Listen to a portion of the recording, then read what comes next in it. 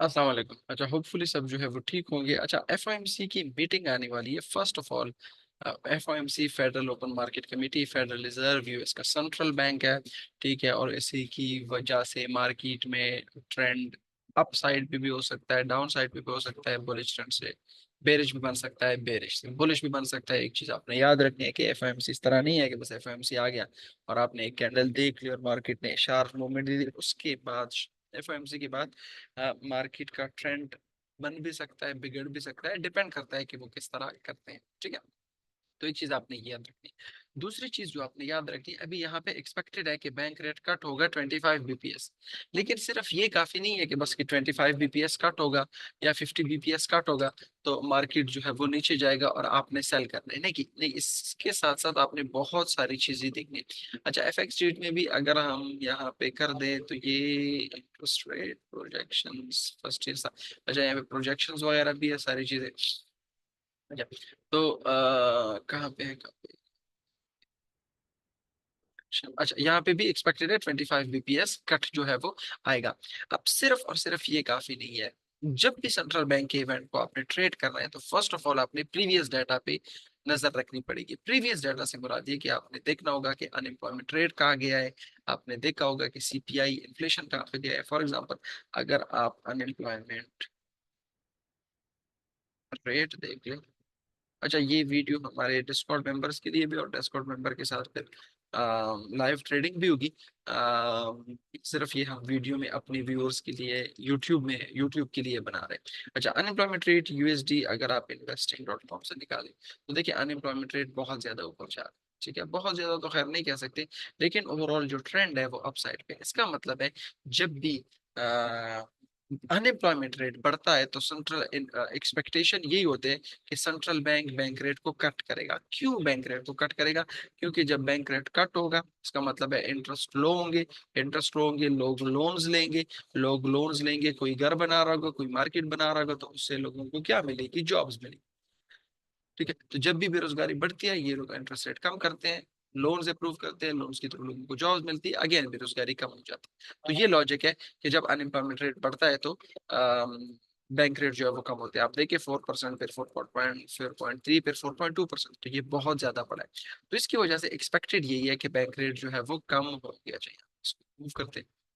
अच्छा, अब कितने कम होंगे ये डिपेंड करता है कि मार्केट की एक्सपेक्टेशन क्या है। उसके लिए आपको देखना पड़ेगा सीएमई फेड वॉच टूल। अगर आपने ये फॉर एग्जांपल नहीं ओपन कर सकते, आपने सर्च करना है CME Fed watch tool, CME. ठीक है, फिर उसके बाद आपने यहाँ पे सीएमई फेड वॉच टूल पे आना है।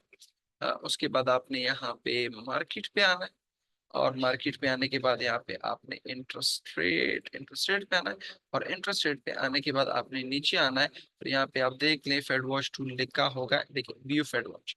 ये आप, अब ये अगर आप फेड वॉच टूल, इस पे भी कोई आधा घंटा डिस्कशन हो सकती है कि ये क्या होती है क्या नहीं होती।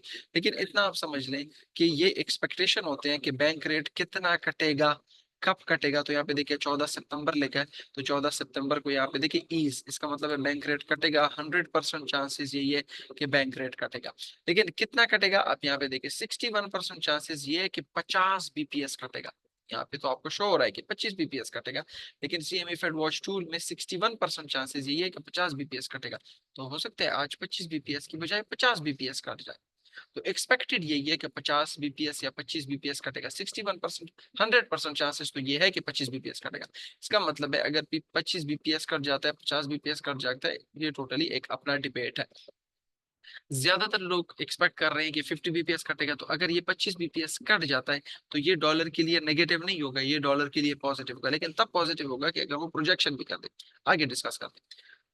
अच्छा, अब उसके बाद फर्स्ट आपने फेड वॉच टूल से पता लगा लिया कि 25 बीपीएस कटेगा। फिर नवंबर में कितना बैंक रेट कटेगा, तो नवंबर में भी 51% चांसेस ये है कि यहाँ तक आएगा, 26% चांसेस ये है कि यहाँ तक आएगा, और 22% चांसेस ये है कि यहाँ तक आएगा। आप देखिए 26% चांसेस, 51% चांसेस और 22.4% चांसेस। तो यहाँ से आप देख सकते हैं कि मनी मार्केट जो है वो क्या एक्सपेक्ट कर रहा है बैंक रेट से कि बैंक रेट कटेगा, अगर कटेगा तो कितना कटेगा, किस मंथ में कटेगा। यहाँ पे देखिए तकरीबन हमारे पास 2025 तक जो है वो डाटा मौजूद है कि 2025 तक सेंट्रल बैंक अभी एक्सपेक्टेशन क्या है कि बैंक रेट कटेंगे या नहीं कटेंगे।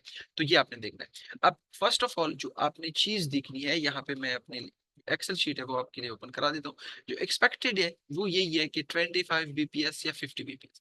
यहाँ पे अगर मैं 50 बीपीएस का कह दूं तो ये गलत नहीं होगा, क्योंकि एक्सपेक्टेड ऑलमोस्ट ये कि 50 बीपीएस ही कटेगा। अब इसका मतलब है अगर 50 बीपीएस इंटरेस्ट रेट कम होते हैं तो इसका मार्केट पे कोई इम्पैक्ट नहीं आएगा, क्योंकि इस मार्केट पे इसका ऑलरेडी इम्पैक्ट हो चुका है। आप देख लें डॉलर इंडेक्स को, ठीक है, DXY को देख ले, तकरीबन कितने टाइम से नीचे आ रहा है। तो इसका मतलब है अगर मैं खुद अगर तो 50 बीपीएस कट जाता है, मैं इसमें ट्रेड नहीं करूंगा, लेकिन अगर प्रोजेक्शंस आ जाते हैं तभी करूंगा। अब देखिए एक चीज तो ये है कि 50 बीपीएस कट जो है वो ऑलरेडी एक्सपेक्टेड है। फिर ये है कि 2024 में एक्सपेक्टेड है कि 4.1% तक ये आएगा। अब इसको थोड़ा सा अगर हम बड़ा कर सकते हैं, लेट्स सी, ये तो इसकी है, ठीक है,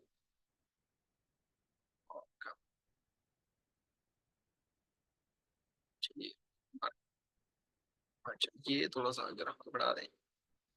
अच्छा, अब 2024 में एक्सपेक्टेड है कि 2024 में बैंक रेट 115 बीपीएस कटेगा, यानी 50 बीपीएस आज कटेगा, 50 बीपीएस नवंबर में कटेगा, 25 बीपीएस दिसंबर में कटेगा। तकरीबन तकरीबन 125 बीपीएस जो है वो ऑलरेडी मार्केट में प्राइस्ड इन है।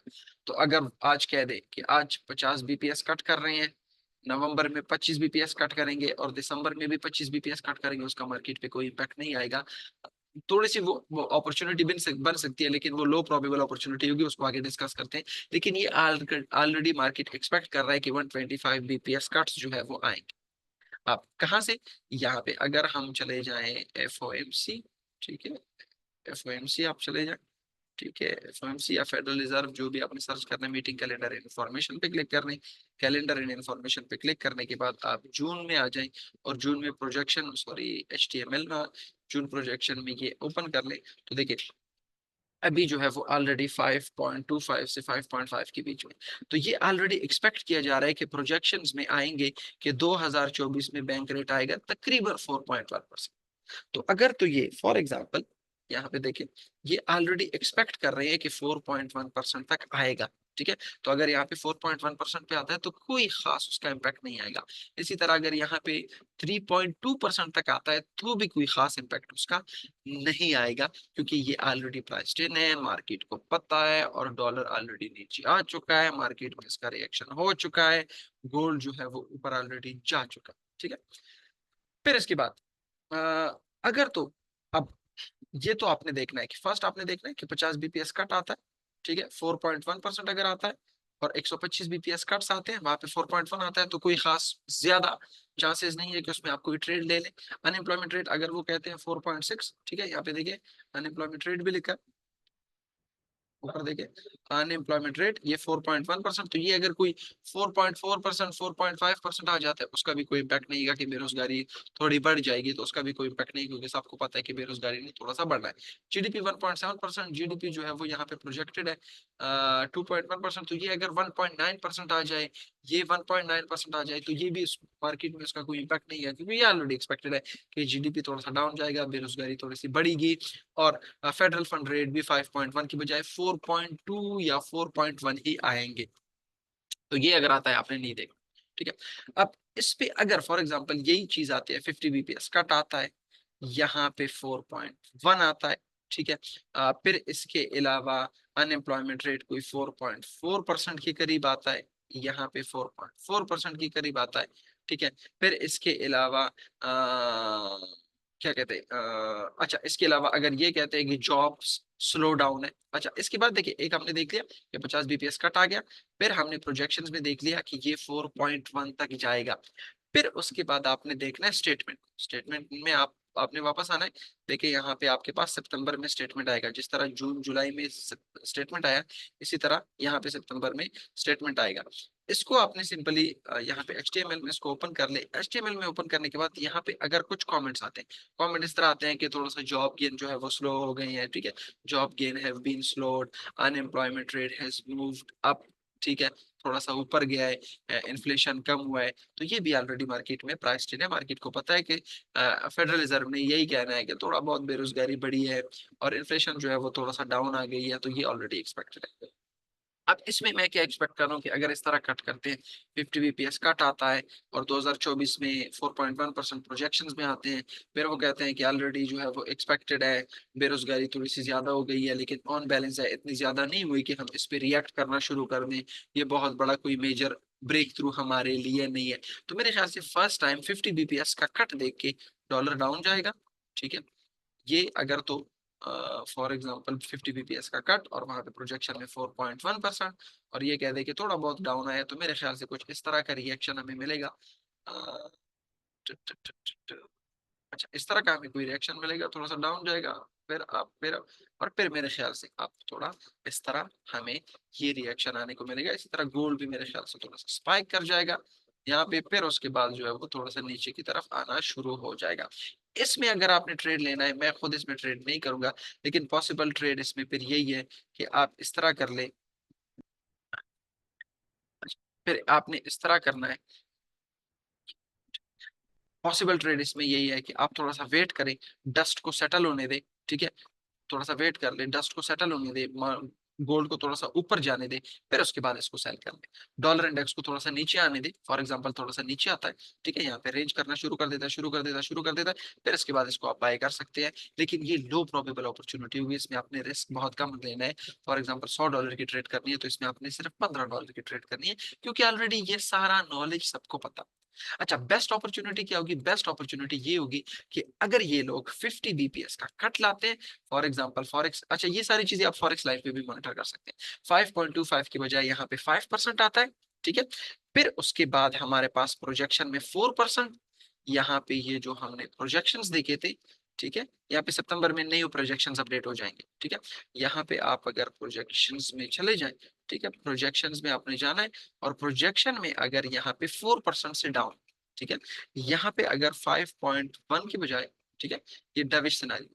अच्छा 5 पॉइंट, अच्छा ये जो ट्रेड है ना, ये फिर थोड़ा सा डविश नहीं, फिलहाल हॉकिश को डिस्कस करते हैं, क्योंकि ये बेस्ट अपॉर्चुनिटी है। सॉरी, मैं गलत कर गया। हॉकिश ये होगा कि अगर ये 25 बीपीएस कट ले आए, ठीक है, फॉर एग्जाम्पल 5.25, वही 5.25 रहे, इससे न ज्यादा हो न कम हो। लेकिन इसके साथ साथ 2024 में जो